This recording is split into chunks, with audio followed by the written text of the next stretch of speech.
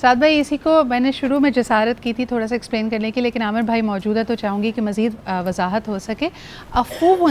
اور مغفرت، اس میں فرق، لوگوں نے کہا کہ یہ بہت بڑا فرق ہے۔ مغفرت میں آپ کو گناہ نہیں ملے گا لیکن وہ آپ کے نامۂ اعمال میں ہیں، لیکن اگر آپ چاہتے ہیں کہ ہارڈ ڈرائیو فارمیٹ ہو جائے تو پھر اللہ تعالیٰ سے عفو ہونے کا واسطہ۔ بالکل بالکل، بہت ہی خوبصورت آپ نے لطیف نبی کریم صلی اللہ علیہ وسلم کی بات کہی، اپنے الفاظ میں دہرایا۔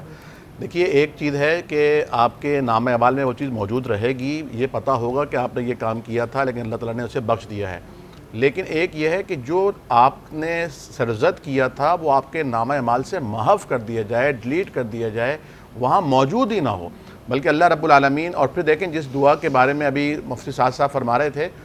تو نبی کریم صلی اللہ علیہ وسلم کی جو زوجہ محترمہ اما عائشہ صدیقہ، ان کے پاس گھر بہت چھوٹا تھا، اور دیگر بھی صحابیات کے پاس، خود حضرت فاطمہ الزہرا کے پاس چھوٹے چھوٹے گھر تھے، اور مال و اسباب کی بھی کمی تھی۔ اچھا، یہ ان کا جو فقر تھا یہ خود اختیاری تھا، ایسا نہیں تھا کہ یہ پیدائشی غریب اور فقیر مسکین لوگ تھے، انہوں نے خود اسے اختیار کیا تھا، اور یہ ان کی عظمت تھی، تاکہ وہ جو معاشرے کے غریب طبقے کے لوگ ہیں نا، ان کو اطمینان ہو کہ جب ان کے پاس نہیں تھا تو ہمارے پاس ہونا ضروری تھوڑی ہے۔ پھر ان کی اولاد بھی کوئی نہیں تھی اما عائشہ کی، تو اما عائشہ رضی اللہ تعالیٰ عنہ نے بڑے چاؤ سے پوچھا ہوگا کہ یا رسول اللہ اگر مجھے شب قدر مل جائے اور اس دن ہر دعا قبول ہوتی ہے تو میں کیا مانگوں؟ تو حضور علیہ السلام نے فرمایا کہ وہ مانگو جس کے بعد مانگنے کی چاہت باقی نہیں رہتی،